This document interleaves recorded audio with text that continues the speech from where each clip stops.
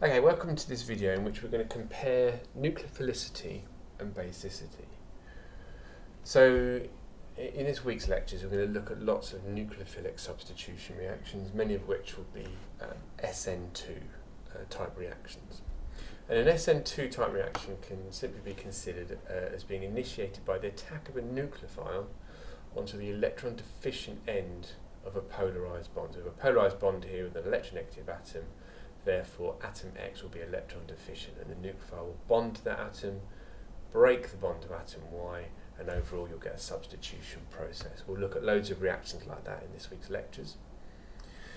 Now, if we look at a very similar reaction, and we have an electron-rich species that in this instance is specifically bonding to hydrogen to displace atom Y, then we actually think of this species as acting as a base rather than a nucleophile. If you look at the curly arrows, they're the same. It's the bonding of an electron-rich species to an electron-poor species with overall substitution. But specifically when the electron-poor atom is hydrogen, this species is acting as a base. You'd be forgiven for thinking that the reactivity of these two is the same, but you'll see later in this video that the relationship between these two does actually break down when we look at certain trends. Well, one thing we can say for certain is there is a close relationship between a group's ability to act as a base and its ability to act as a nucleophile. So if you look at an example reaction here, we have a hydroxide anion, and a hydroxide anion can be both a nucleophile and a base. So in this instance, it's reacting with methyl bromide. The oxygen is bonding to a carbon, so therefore this species is acting as a nucleophile. You're displacing this bromide, so you're getting overall a substitution reaction. But the key point here is because this hydroxide anion is bonding to carbon, it's acting as a nucleophile. If we look at a hydroxide anion reacting with acetic acid, what will happen here is the oxygen will bond to this acidic proton here, therefore breaking this bond. So overall it's a substitution process, but we think of this more as this base removing this acidic proton from our acid here. And that's simply because the oxygen is bonding to a hydrogen. So that's a good example of how hydroxide anion can act as both a nucleophile and a base. But as I said before, in most cases the relationship between the two holds up, i.e. the stronger the base, the stronger the nucleophile. So that's what this slide covers really, just summarises. We've got some data here to back up that claim about the relationship between nucleophilicity and basicity. So we can say that strong bases tend to be good nucleophiles, and similar to anionic species being better bases, anionic species tend to be better nucleophiles. So when we're looking at, for example, the same atom and the different ways in which the atom can act as a nucleophile and as a base, the relationship's the same. So we're looking here, for example, at the reactivity of nitrogen. We've got 4 different nitrogens here. Now, last week you will have looked at the basicity of nitrogens, so hopefully you'll be able to look at these 4 and rank them, or understand what the ranking of basicity. So this anion is the strongest base out of the 4, courtesy of this negative charge. And if we're giving a measure of the basicity of this nitrogen, we're looking at the pKa of the conjugate acid. We covered all that last week. And the pKa of the conjugate acid of this nitrogen is very high, 38, therefore this is a very strong base. If we go down to the neutral species, ethylamine, so we've got an electron donating group attached to this nitrogen, that's a lot weaker base than the azide anion because it's not negatively charged, but it's still fairly basic. pKa of the conjugate acid 10.6. Then if you've only got hydrogens attached to the nitrogen, the basicity decreases. And then if you've got an electron withdrawing group like a phenyl ring attached to the nitrogen, that can withdraw electrons through conjugation. We'll see the basicity drops down markedly, and that's demonstrated by the pKa of the conjugate acid for aniline being only 4.6.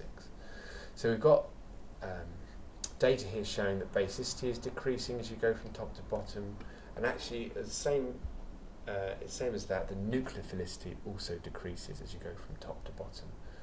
So we've got the same atom reacting here in all its different forms that vary basicity. All these different forms will vary nucleophilicity in the same way. So for example, for oxygen as well, we can make a good case for why this ethoxide anion is a stronger base than this phenolate anion. and that's because an ethyl group is electron donating, whereas a phenyl ring is electron withdrawing. And we can see that this is a much stronger base because the pKa of its conjugate acid is 16 versus 10 for the phenolate anion. And we're looking at the difference between neutral and charged species. A hydroxide anion is a strong, very strong base, pKa of the conjugate acid 15.7, versus water. You can see the pKa of the conjugate acid of water, which is a hydroxonium ion, it's minus 1.7, it's a very strong acid. This is a very weak base. So we've got strong base here, weak base here. Difference is this is a negatively charged species. And again, nucleophilicity correlates to basicity here because it's oxygens reacting each time. So the factors that are making this a stronger base than this also make this a stronger nucleophile than this. So nothing special at the moment. You can see that, especially when it's the same atom type reacting, the differences that increase or decrease basicity have the same effect on nucleophilicity. And also we can say that as you go from right to left across the periodic table, across the rows in a periodic table, the nucleophilicity will decrease. So the fluoride anion is the weakest nucleophile of these four. This carb anion here is the strongest, and that's because electronegativity decreases from right to left as you go across a row in the periodic table. So nothing here is showing a breakdown in the relationship between nucleophilicity and basicity. So it'd be very hard to see a difference between the two. But this relationship does break down when you compare atoms in the same column of the periodic table. So as atomic number increases, basicity decreases whilst nucleophilicity actually increases. So the best example of that is, let's say, the halogens. As you go from top of the column down, you have the fluoride anion, then the chloride, then the bromide, then the iodide.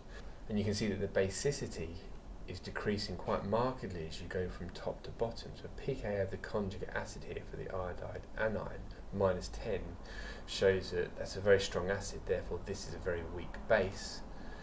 So we can see top to bottom, basicity decreases.